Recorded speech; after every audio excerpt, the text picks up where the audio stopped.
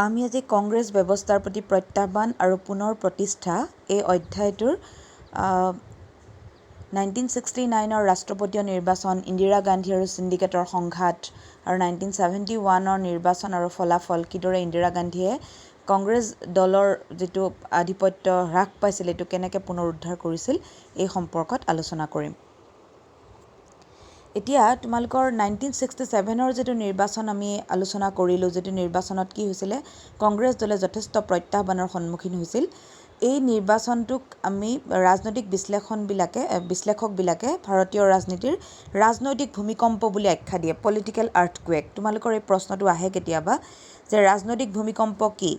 এইটো হ'লে ক'ব লাগিব যে 1967 চনৰ নিৰ্বাচনত কংগ্ৰেছ দলে লোকসভা আৰু ৰাজ্য বিধানসভাত অতি শোচনীয় প্ৰদৰ্শন কৰিছিল, খুব বেয়া প্ৰদৰ্শন কৰিছিল। আৰু লোকসভাত সংখ্যাগৰিষ্ঠতা লাভ কৰিবলৈ তেওঁলোকে সমৰ্থ হৈছিল যদিও কেনেবাকৈ আগৰ কেইটা নিৰ্বাচনৰ তুলনাত অতি কম সংখ্যক আসনহে তেওঁলোকে লাভ কৰিছিল। এইটো আমি বাৰে বাৰে আলোচনা কৰিছোঁৱেই বাৰু। আৰু 9খন ৰাজ্যৰ বিধানসভাত কংগ্ৰেছ দলে চৰকাৰ গঠন কৰিবলৈ সক্ষম হোৱা নাছিল। এই ফলাফলটোকে ৰাজনৈতিক বিশ্লেষকসকলে ৰাজনৈতিক ভূমিকম্প বুলি আখ্যা দিয়ে। তোমালোকে লিখিব পাৰা এইটো যে ৰাজনৈতিক বিশ্লেষকসকলে এই 1967ৰ নিৰ্বাচনটোক ৰাজনৈতিক ভূমিকম্প বুলি আখ্যা দিয়ে। কেতিয়াবা 1 নম্বৰৰ প্ৰশ্ন যে কোনটো নিৰ্বাচনক কয়, আৰু কেতিয়াবা 2 নম্বৰৰ প্ৰশ্ন যে কিয় 1967ৰ নিৰ্বাচনক মানে ৰাজনৈতিক ভূমিকম্প আখ্যা দিয়া হয়। এইটো তোমালোকৰ আহে, গতিকে চাই ল'বা এইটো। তাৰপিছত আৰু এটা বস্তু তোমালোকৰ আহে যে চিণ্ডিকেট। আমি জানিব লাগিব ইন্দিৰা গান্ধীৰ লগত চিণ্ডিকেটৰ সংঘাত আমি পঢ়িব লাগিব। এতিয়া চিণ্ডিকেট মানে কি? চিণ্ডিকেট হৈছে কংগ্ৰেছ দলৰ সাংগঠনিক দিশটোক নিয়ন্ত্ৰণত ৰখা প্ৰভাৱশালী আৰু ক্ষমতাশালী কংগ্ৰেছী নেতাবিলাকৰ যদি অনানুষ্ঠানিক গোট, এইটো কোনো ফৰ্মেল বা আনুষ্ঠানিক লিখিতভাৱে থকা গোট নহয়। কংগ্ৰেছৰ ভিতৰৰে যিসকল লোকে সাংগঠনিক দিশটোক নিয়ন্ত্ৰণত ৰাখিছিল, যিসকল প্ৰভাৱশালী আৰু ক্ষমতাশালী কংগ্ৰেছী নেতা, তেওঁলোকক একেলগে সেই গোটটোক একেলগে কি বুলি কোৱা হয়? চিণ্ডিকেট বুলি কোৱা হয়। আৰু এই চিণ্ডিকেট গোটটোৰ নেতৃত্ব দিছিল সেই সময়ৰ কংগ্ৰেছ সভাপতি কে কামৰাজে। তেওঁৰ নাম আছিলে কে কামৰাজ, আৰু তেওঁ এই চিণ্ডিকেটৰ সভাপতি, সেইমত তেওঁ কংগ্ৰেছৰ সভাপতি আছিলে। তেওঁ মাদ্ৰাজৰ প্ৰাক্তন মুখ্যমন্ত্ৰীও আছিলে। তেওঁ এই চিণ্ডিকেটৰ কংগ্ৰেছৰ ভিতৰে প্ৰভাৱশালী গোটটোৰ নেতৃত্ব দিছিল। আৰু চিণ্ডিকেটৰ তেওঁৰ লগত থকা আন সদস্যবিলাক আছিলে এছ কে পাটিল মুম্বাইৰ পৰা, এছ নিজলিংগম্পা, তেওঁ আছিলে মহীশূৰৰ, এন সঞ্জীৱা ৰেড্ডি অন্ধ্ৰপ্ৰদেশৰ, অতুল্য ঘোষ পশ্চিমবংগ, এনেকৈ এওঁলোক আছিলে এনেকুৱা ধৰণৰ এইসকল লোক আছিলে চিণ্ডিকেটৰ সদস্য। আকৌ এই চিণ্ডিকেটেই কিন্তু তোমালোকে যদি মন কৰা, মই কৈছিলোঁ যে ইন্দিৰা গান্ধীৰ প্ৰথম মন্ত্ৰীসভা গঠনত সহায় কৰিছিল। ইন্দিৰা গান্ধীক প্ৰথমবাৰৰ কাৰণে লাল বাহাদুৰ শাস্ত্ৰীৰ পিছত প্ৰধানমন্ত্ৰী কৰাত আগভাগ লৈছিলে এই চিণ্ডিকেট গোটটোৱে। তাত এটা তেওঁলোকৰ স্বাৰ্থ আছিলে, আমি সেইটো আলোচনা কৰিছিলোঁ যে ইন্দিৰা গান্ধীয়ে তেওঁলোকৰ মতে পৰিচালিত হ'ব, এইটো তেওঁলোকে ভাবিছিল। কাৰণ সেইখিনি সময়ত ইন্দিৰা গান্ধী ৰাজনৈতিকভাৱে কিছু অনভিজ্ঞই আছিল আৰু নতুনকৈ আহিছিলে। গতিকে তেওঁলোকে ইন্দিৰা গান্ধীক নিজৰ মতে পৰিচালিত কৰিব পাৰিব বুলি ভাবিছিল। গতিকে প্ৰথম মন্ত্ৰীসভা গঠনত চিণ্ডিকেটে সহায় কৰিছিল। তাৰপিছত আমি পাম যে 1969 চনত কংগ্ৰেছ বিভাজন হৈ চিণ্ডিকেটপন্থীসকলক কোৱা হ'ল কংগ্ৰেছ অৰ্গেনাইজেশ্যন। আৰু ইন্দিৰা গান্ধী যিসকল ইন্দিৰা গান্ধীহঁতৰ যিসকল সমৰ্থক আছিলে তেওঁলোকক কংগ্ৰেছ ৰিকুইজিশ্যনিষ্ট বুলি কয় বুলি জনাজাত। কংগ্ৰেছ অ'টো হৈছে তাৰমানে চিণ্ডিকেটপন্থীসকলৰ, আৰু কংগ্ৰেছ আৰটো হৈছে ইন্দিৰা গান্ধীৰ যিটো কংগ্ৰেছ দল, কংগ্ৰেছ দল ভাগ হৈছিলে 1969ত। এই সম্পৰ্কত আমি এতিয়া পঢ়িম। এতিয়া 1969ৰ ৰাষ্ট্ৰপতি নিৰ্বাচনৰ সময়ত এই ৰাষ্ট্ৰপতি নিৰ্বাচনৰ এই ঘটনাটো ভাৰতীয় ইতিহাসৰ এটা অতি উল্লেখযোগ্য ঘটনা। কাৰণ 1969 চনৰ ৰাষ্ট্ৰপতি নিৰ্বাচনৰ সময়ত যিটো ইন্দিৰা গান্ধী আৰু চিণ্ডিকেটৰ মাজত শত্ৰুতা একেবাৰে মুকলিভাৱে প্ৰকাশ পাইছিল। এই ৰাষ্ট্ৰপতি নিৰ্বাচনটোত চিণ্ডিকেট আৰু ইন্দিৰা গান্ধীৰ যিটো প্ৰতিদ্বন্দ্বিতা বা যিটো শত্ৰুতা, সেইটো চবেই দেখিবলৈ পাইছিল। ৰাষ্ট্ৰপতি আসনখন কিয় খালী হৈছিল যে ডক্টৰ জাকিৰ হুছেইন সেই সময়ৰ ৰাষ্ট্ৰপতি, তেখেতৰ মৃত্যুৰ পিছত ৰাষ্ট্ৰপতিৰ পদটো পূৰণ কৰাক কেন্দ্ৰ কৰি চিণ্ডিকেট আৰু ইন্দিৰা গান্ধীৰ মাজত সংঘাত আৰম্ভ হৈছিল।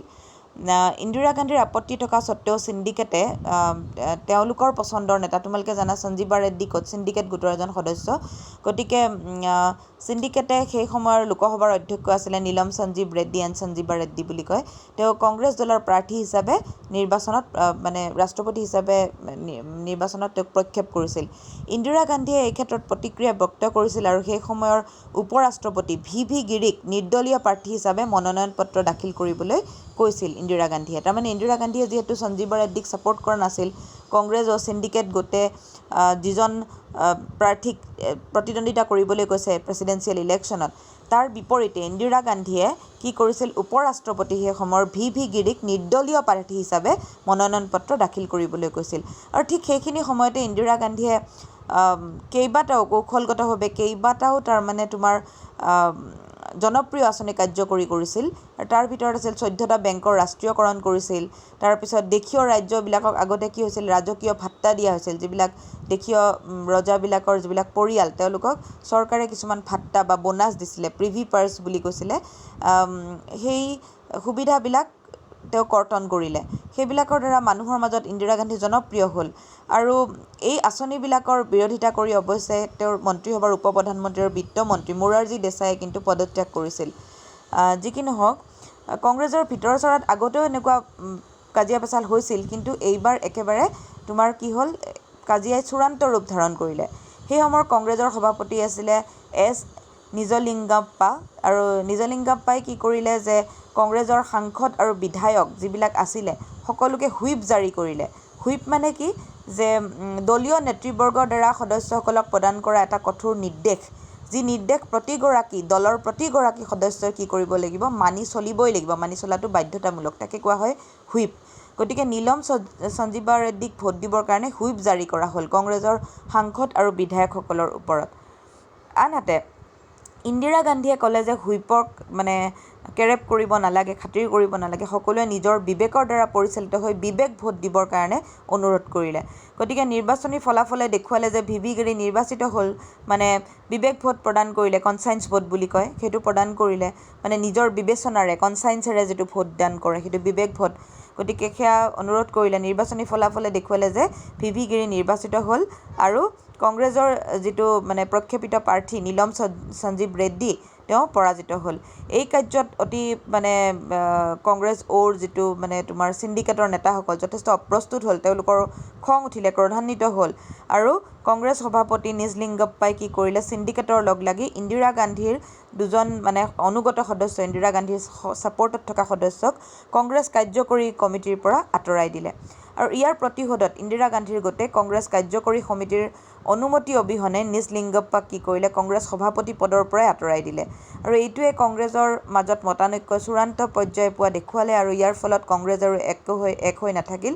সিন্ডিকেটপন্থীসকলে কি কৰিলে, কংগ্ৰেছ অ' দল গঠন কৰিলে আৰু ইন্দিৰা গান্ধীৰ নেতৃত্বত যিটো মানে দল ওলালে, কংগ্ৰেছৰ ভিতৰত যিখিনি মানুহ থাকিলে সেইখিনিক কংগ্ৰেছ আৰ বুলি জনাজাত হ'ল। গতিকে স্বাভাৱিকতে কি হ'ল যে কংগ্ৰেছ দল দুভাগত ভাগ হৈ গ'ল আৰু ইন্দিৰা গান্ধীয়ে এই বিভাজনক কি কৈছিলে যে দৰিদ্ৰপন্থী আৰু ধনীপন্থীৰ মাজত বিভাজন বুলি কৈছিল। যিহেতু ইন্দিৰা গান্ধীয়ে ইতিমধ্যে কিছুমান সমাজবাদী আৰ্হি, জনপ্ৰিয় আৰ্হি অনুসৰণ কৰিবলৈ আৰম্ভ কৰিছিল, গতিকে তেওঁ কংগ্ৰেছ অ' দলক কি কৈছিলে, ধনীপন্থী মানে ধনিক শ্ৰেণীৰ প্ৰতিনিধি, ধনীপন্থী বুলি কৈছিলে আৰু নিজকে দৰিদ্ৰপন্থী বুলি কৈছিলে। মানে তেওঁ সমাজবাদী মনোভাৱেৰে দুখীয়াৰ ওচৰ চাপিবলৈ চেষ্টা কৰিছে, গতিকে নিজকে দৰিদ্ৰপন্থী বুলি অভিহিত কৰিছে। গতিকে এনেদৰে 1969ত কংগ্ৰেছ দল কি হ'ল, দুভাগত কংগ্ৰেছ আৰ আৰু কংগ্ৰেছ অ' এনেকৈ দুটা ভাগত বিভক্ত হৈ গ'ল। এতিয়া ইয়াৰ পিছত আহিল 1971ৰ নিৰ্বাচন, কাৰণ 1971ৰ নিৰ্বাচনৰ আগত তোমালোকে কিছু কথা জানিব লাগিব যে কংগ্ৰেছত যেতিয়া বিভাজন হ'ল, ইন্দিৰা গান্ধীৰ চৰকাৰখন স্বাভাৱিকতে সংখ্যালঘু চৰকাৰত পৰিণত হ'ল, কাৰণ কংগ্ৰেছ অ'ৰ সদস্যবিলাকে তেওঁলোকৰ ছাপোৰ্ট উঠাই দিলে। কিন্তু ভাৰতীয় সাম্যবাদী দল DMK এই এনেকুৱাকৈ কেইটামান ৰাজনৈতিক দলৰ সমৰ্থনত কি কৰিলে, ইন্দিৰা গান্ধীয়ে কিন্তু মানে চৰকাৰখন ধৰি ৰাখিবলৈ সক্ষম হ'ল বাৰু। ইতিমধ্যে ইন্দিৰা গান্ধীৰ চৰকাৰে তোমালোকক ক'লোৱে বহুতো সমাজবাদী আৰ্হি গ্ৰহণ কৰি জনসাধাৰণৰ মাজত জনপ্ৰিয় হ'বলৈ মানে সক্ষম হৈছিলে। আৰু এই বলিষ্ঠ নীতিবিলাকৰ জৰিয়তে ইন্দিৰা গান্ধীয়ে ভাৰতীয় সংসদত নিজৰ স্থিতি সফল কৰিবলৈ সক্ষম হৈছিল আৰু তেওঁ ভাবিছিল যে আন ৰাজনৈতিক দলবিলাক এই যে DMK তোমাৰ যিবিলাকৰ সহায়ত তেওঁ মানে চৰকাৰত আছে এইবিলাকত যদি তেওঁ বেছি নিৰ্ভৰশীল হৈ থাকিব লাগে কমিউনিষ্ট দলেই হওক বেছি নিৰ্ভৰশীল হৈ থাকিব লাগে তেতিয়াহ'লে ভাৰতীয় ৰাজনীতিত তেওঁৰ দলৰ নিয়ন্ত্ৰণ বেছি শক্তিশালী নহ'ব গতিকে তেওঁ কি কৰিলে 1970 চনৰ ডিচেম্বৰ মাহত লোকসভা ভংগ কৰাৰ সিদ্ধান্ত ল'লে যে নতুনকৈ নিৰ্বাচন হওক আমি অধিক ভোটত জয়ী হওঁ যাতে আমি বেলেগ দলৰ মানে ওপৰত ডিপেণ্ডেণ্ট হৈ নিৰ্ভৰশীল হৈ চৰকাৰ গঠন কৰি থাকিবলগীয়া নহয় আৰু ইয়াৰ ফলত 1970ত যিহেতু ডিচেম্বৰ মাহত তেওঁ লোকসভা ভাঙি দিলে গতিকে 1971ত কি হ'ল সংসদৰ নিৰ্বাচন অনুষ্ঠিত হ'ল আচলতে হ'ব লাগিছিল 72ত কাৰণ 67ৰ পিছত 5 ইয়াৰ্ছ পিছত নিৰ্বাচন হ'ব লাগিছিল হয়নে নাই কিন্তু তেওঁ আগতীয়াকৈ 70তে নিৰ্বাচন মানে চৰকাৰ ভাঙি দিলে লোকসভা ভাঙি দিলে লোকসভা ভাঙা মানে চৰকাৰ ভাঙি গ'ল আৰু 1971ত সংসদৰ নিৰ্বাচন অনুষ্ঠিত হ'ল আৰু 1971ৰ নিৰ্বাচন কিন্তু ইন্দিৰা গান্ধীৰ কাৰণে ইমানো সহজ নাছিল তেওঁৰ দলৰ বাবে খুব প্ৰত্যাহ্বানজনক আছিল এক কথা কংগ্ৰেছ দলৰ পৰাই বিভাজিত হৈ যোৱা যিটো কংগ্ৰেছ সেইটো আছিল ইন্দিৰা গান্ধীৰ প্ৰধান শত্ৰু তাতকৈ ডাঙৰ কথা আছিল ভাৰতীয় কমিউনিষ্ট দল আৰু কংগ্ৰেছৰ যে কংগ্ৰেছ আৰু কংগ্ৰেছ এই দুটা দলৰ বাহিৰে ভাৰতৰ আন ৰাজনৈতিক দলবিলাকে একগোট হৈ ইন্দিৰা গান্ধীৰ বিৰুদ্ধে নিৰ্বাচন যুঁজাৰ সিদ্ধান্ত ল'লে মানে কংগ্ৰেছ টো আছিলে এটা শত্ৰু দল কিন্তু বাকী আৰু তোমাৰ দলবিলাকেও ভাৰতৰ আন ৰাজনৈতিক দলবিলাকে একত্ৰিত হৈ কি কৰিলে ইন্দিৰা গান্ধীৰ বিৰুদ্ধে নিৰ্বাচন খেলাৰ সিদ্ধান্ত ল'লে তেওঁলোকৰো প্ৰধান শত্ৰু আছিলে ইন্দিৰা গান্ধী মানে ইন্দিৰা গান্ধীক আঁতৰাব লাগে এই ৰাজনৈতিক দলবিলাকৰ যিটো মিত্ৰতা সেইটোক কোৱা হয় গ্ৰেণ্ড এলায়েন্স বা বিশাল মিত্ৰতা বুলি কোৱা হয় 1971ৰ ইলেকশ্যনৰ কাৰণে যিটো মিত্ৰতা গঢ়া হৈছিল মানে ৰাজনৈতিক দলবিলাকে একত্ৰিত হৈ ইন্দিৰা গান্ধীক শাসনৰ পৰা উৎখাত কৰিবলৈ আঁতৰাবলৈ যিটো মিত্ৰতা কৰিছিল সেইটোক কোৱা হয় গ্ৰেণ্ড এলায়েন্স বা বিশাল মিত্ৰতা বিশাল এই মিত্ৰতাৰ ভিতৰত আছিলে সংযুক্ত ছ'চিয়েলিষ্ট পাৰ্টি SSP বুলি যাক কোৱা হয় প্ৰজা ছ'চিয়েলিষ্ট পাৰ্টি PSP ভাৰতীয় জনসংঘ BJS স্বতন্ত্ৰ পাৰ্টি আৰু ভাৰতীয় ক্ৰান্তি দল এইকেইটা লিডাৰ আছিলে মানে এইকেইটা প্ৰধান দল আছিল আৰু এই দলকেইটাৰ দ্বাৰা গঠিত যিটো এলায়েন্স বা মিত্ৰতা আছিলে সেইটোক কোৱা হৈছিলে বিশাল মিত্ৰতা আৰু এই বিশাল মিত্ৰতাৰ এটাই শ্লোগান আছিলে সেইটো হৈছে ইন্দিৰা হাটাও মানে ইন্দিৰা গান্ধীক আঁতৰ কৰা এইটো তোমালোকৰ 1 নম্বৰৰ প্ৰশ্ন আহে দেই যে ইন্দিৰা হাটাও কাৰ শ্লোগান আছিলে এইটো আছিলে গ্ৰেণ্ড এলায়েন্স বা বিশাল মিত্ৰতাৰ শ্লোগান আছিলে এতিয়া 1971ত নিৰ্বাচন অনুষ্ঠিত হ'ল আৰু এই নিৰ্বাচনৰ ফলাফলে কি ধৰণে ফলাফল দেখুৱাইছিলে আমি আগতে চাই লওঁ বাৰু যে কংগ্ৰেছ আৰু ভাৰতীয় কমিউনিষ্ট পাৰ্টিৰ মিত্ৰতাই ভাৰতৰ প্ৰথম 4টা নিৰ্বাচনতকৈ অধিক আসন লাভ কৰিবলৈ সক্ষম হৈছিল 1971 চনৰ নিৰ্বাচনত ইন্দিৰা গান্ধীয়ে কমিউনিষ্ট দলৰ লগত একেলগে মিত্ৰতাপূৰ্ণভাৱে নিৰ্বাচন খেলিছিল আৰু তেওঁলোকে যিমান আসন দখল কৰিছিল সেইটো কংগ্ৰেছে আগৰ 4টা নিৰ্বাচনত লাভ কৰা আসনতকৈ যথেষ্ট বেছি আছিল সংখ্যাটো ইন্দিৰা গান্ধীৰ কংগ্ৰেছ দলে অকলেই 352খন আসন অকলেই লাভ কৰিছিল ভাৰতীয় কমিউনিষ্ট দলে লাভ কৰিছিল 23খন আসন আৰু কংগ্ৰেছ যিটো মানে কংগ্ৰেছৰ পৰা ফালৰি কাটি তোমালোক কৈছিলে দুটা দল হৈছিলে যিবিলাক সিন্ডিকেটৰ দ্বাৰা গঠিত যিটো কংগ্ৰেছ বয়োজ্যেষ্ঠ নেতাৰ দল সেইটো দলে লাভ কৰিছিল মাত্ৰ 16খন আসন 16 অৰ্থাৎ ইন্দিৰা হাটাওৰ শ্লোগান দিয়া বিশাল মিত্ৰতা নিজে আঁতৰি যাবলগীয়া হয় বিশাল মিত্ৰতাত তোমালোকে যদি চোৱা নিৰ্বাচনী ফলাফল যদি আমি চাওঁ যে ভাৰতীয় জনসংঘই মাত্ৰ 22খন আসন পাইছিলে তাৰপিছত তোমাৰ প্ৰজা ছ'চিয়েলিষ্ট পাৰ্টিয়ে 2খন আসন পাইছিলে সংযুক্ত ছ'চিয়েলিষ্ট পাৰ্টিয়ে পাইছিলে 3খন আসন স্বতন্ত্ৰ পাৰ্টিয়ে পাইছিলে 8খন আসন এনেকৈ খুব কম আসন তেওঁলোকে মানে দখল কৰিবলৈ সক্ষম হৈছিল গতিকে বিশাল মিত্ৰতাই যদিও তেওঁলোকৰ শ্লোগান হিচাপে ব্যৱহাৰ কৰিছিল ইন্দিৰা হাটাও কিন্তু 1971ৰ নিৰ্বাচনত বিশাল মিত্ৰতা বা গ্ৰেণ্ড এলায়েন্সৰ কি হৈছিল পতন হৈছিল বা খুব মানে দুখ লগাকৈ তেওঁলোক পৰাজিত হৈছিল এইদৰে ইন্দিৰা কংগ্ৰেছে 1971ৰ নিৰ্বাচনত আধিপত্য বিস্তাৰ কৰি নিজকে প্ৰকৃত কংগ্ৰেছ বুলি দাবী কৰিবলৈ সক্ষম হৈছিল কাৰণ ইয়াৰ আগত সদায় কংগ্ৰেছ দলে কৈ আছিলে যে আমি পুৰণি নেতাসকলৰ দ্বাৰা গঠিত যিটো দল কংগ্ৰেছ অৰ্গেনাইজেশ্যন এইটোৱে হৈছে প্ৰকৃত কংগ্ৰেছ দল কিন্তু ইন্দিৰা গান্ধীয়ে 1967ৰ নিৰ্বাচনৰ তেওঁৰ এই বিপুল সংখ্যক আসন লাভ কৰি বা জয়লাভ কৰি তেওঁ প্ৰমাণিত কৰিলে যে এইটোৱে তেওঁৰ দ্বাৰা যিটো দল চলি আছে সেইটো দলেই হৈছে প্ৰকৃত কংগ্ৰেছ দল আৰু ভাৰতৰ ৰাজনীতিত ইন্দিৰা গান্ধীয়ে এই নিৰ্বাচনটোৰ দ্বাৰাই যথেষ্ট গুৰুত্বপূৰ্ণ স্থান দখল কৰিবলৈ সক্ষম হয়।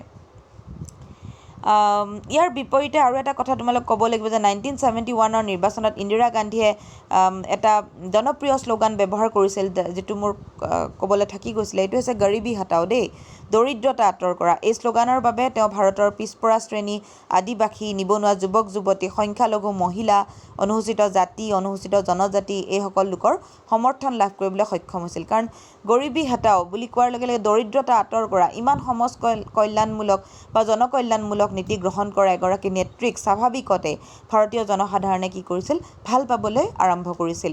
গতিকে 1971 নিৰ্বাচনৰ দ্বাৰা ইন্দিৰা গান্ধীয়ে কি কৰিছিল, ভাৰতৰ ৰাজনীতিত এটা দৃঢ় খোপনি পুতিবলৈ সক্ষম হৈছিল। ইয়াৰ লগতে 1971 নিৰ্বাচনৰ পিছতেই বাংলাদেশ যুদ্ধ হৈছিল। তোমালোকে জানা যে পূব পাকিস্তানে কি কৰিছিল, বাংলাদেশ নাম লৈ এখন স্বাধীন ৰাষ্ট্ৰৰ দাবী কৰিছিল, আৰু যিটো বাংলাদেশ আন্দোলন হৈছিল তাৰ কাৰণে ভাৰত চৰকাৰে বাংলাদেশৰ হৈ পাকিস্তানৰ লগত যুদ্ধ কৰিছিল। সেই সময়ছোৱাত প্ৰধানমন্ত্ৰী আছিল ইন্দিৰা গান্ধী। গতিকে ইন্দিৰা গান্ধীৰ বলিষ্ঠ ভূমিকাই এই তোমাৰ 1971 যিটো বাংলাদেশ যুদ্ধ, এই যুদ্ধত কি হৈছিল, জয়ী হ'বলৈ, ভাৰত জয়ী হ'বলৈ সক্ষম হৈছিল। আৰু আনকি বিৰোধীসকলেও ইন্দিৰা গান্ধীৰ এই কৌশলক, ৰাজনৈতিক কৌশলক কি কৰিছিল, ভূয়সী প্ৰশংসা কৰিছিল। কাৰণ জানা তাৰ আগত কি হৈছিলে, 1962 চীনা যুদ্ধৰ সময়ত ভাৰতে, তোমালোকক আলোচনা কৰিছোঁ এইবোৰ কথা, ভাৰতে বিশ্বৰ ৰাজনীতিত কি হৈছিলে, এটা খুব লজ্জাজনক পৰিস্থিতিৰ সন্মুখীন হৈছিলে, হয়নে? এৰি দিছিলে চীনে যি কৰিব আৰু চীন সৈন্য বাৰু উভতি গ'ল। গতিকে যুদ্ধখন তেনেকুৱা চীনে ভাৰতৰ অংশ নকৰিলে, যে উত্তৰ পূৰ্বাঞ্চল দখল নকৰিলে, যি কি নহওক, কিন্তু তথাপিও এটা লজ্জাজনক পৰিস্থিতিৰ সৃষ্টি হৈছিল। ভাৰতে যে মোকাবিলা কৰিব পৰা নাছিল 62ত চীনৰ দৰে শক্তিৰ, সেইটো প্ৰমাণ হৈছিল। ভাৰতৰ প্ৰতিৰক্ষাৰ দুৰ্বলতা প্ৰকাশ হৈছিল। কিন্তু 1971 যিটো বাংলাদেশ যুদ্ধ, তাত ভাৰতে যি ধৰণে পাকিস্তানৰ লগত যুদ্ধ কৰিছিল, পাকিস্তানৰ লগত চীন আৰু আমেৰিকাৰ সমৰ্থন থকা স্বত্তেও, সেইটোৰ দ্বাৰা আন্তঃৰাষ্ট্ৰীয় ৰাজনীতিত ইন্দিৰা গান্ধীৰ বলিষ্ঠ ভূমিকাত ভাৰতে কি কৰিছিল, যথেষ্ট গুৰুত্বপূৰ্ণ আসন এখন দখল কৰিবলৈ সক্ষম হৈছিল, বা প্ৰতিৰক্ষাৰ ক্ষেত্ৰত ভাৰত যে যথেষ্ট উন্নত সেইটো প্ৰতিপন্ন কৰিবলৈ সক্ষম হৈছিল। আৰু এইটোৱে ইন্দিৰা গান্ধীৰ জনপ্ৰিয়তা যথেষ্ট পৰিমাণে বৃদ্ধি পাইছিল। আনকি বিৰোধী নেতাসকলেও ইন্দিৰা গান্ধীৰ ৰাজনৈতিক কৌশলক ভূয়সী প্ৰশংসা কৰিছিল। আৰু ইয়াৰ ফলস্বৰূপে 1972ত যিটো ৰাজ্য বিধানসভাৰ নিৰ্বাচন হ'ল, সেই নিৰ্বাচনত ইন্দিৰা গান্ধীৰ দলে বিপুল ভোটত জয়লাভ কৰিবলৈ সক্ষম হৈছিল। আৰু তেওঁ এগৰাকী শক্তিশালী নেত্ৰীৰূপে ইন্দিৰা গান্ধীয়ে ভাৰতীয় ৰাজনীতিত পৰিচিত হৈছিল। এইদৰে ইন্দিৰা গান্ধীয়ে কংগ্ৰেছ দলৰ আধিপত্য ভাৰতীয় ৰাজনীতিত পুনৰ প্ৰতিষ্ঠা কৰিবলৈ সক্ষম হৈছিল। কিন্তু এই আধিপত্য সিমান স্থায়ী নহ'ল। আমি যদি চাওঁ 1996ৰ পৰা 1998 চনৰ বাহিৰে কেন্দ্ৰত কংগ্ৰেছ দলে চৰকাৰ গঠন কৰিছিল। কিন্তু 1984ৰ পৰা লাহে লাহে কংগ্ৰেছ দলটো তেওঁলোকৰ পশ্চাদগমন কৰিছিল, বা তেওঁলোকৰ দলৰ শক্তিশালী সংগঠন কমি যাবলৈ আৰম্ভ কৰিছে। দলটোত বৰ্তমান বিশেষ আকৰ্ষণীয় আৰু শক্তিশালী নেতাৰ অভাৱ বুলি বহুতো ৰাজনৈতিক বিশ্লেষকে ক'ব খোজে। আৰু আমি দেখিবলৈ পাওঁ যে 2014 চনৰ পৰা বিজেপি বৰ্তমান কি কৰিছে, আমাৰ ইয়াত শাসন অব্যাহত ৰাখিছে। গতিকে এইটো অধ্যায়ৰ এইখিনিয়ে কথা, যে কংগ্ৰেছ ব্যৱস্থাৰ প্ৰতি প্ৰত্যাহ্বান আৰু পুনৰ প্ৰতিষ্ঠা ইন্দিৰা গান্ধীয়ে কিদৰে কৰিছিল। এইখিনি কথা তোমালোকে প্ৰশ্নবোৰ উলিয়াই ল'বা, চাবা, আৰু কিবা নোৱাৰিলে মোক সুধিবা।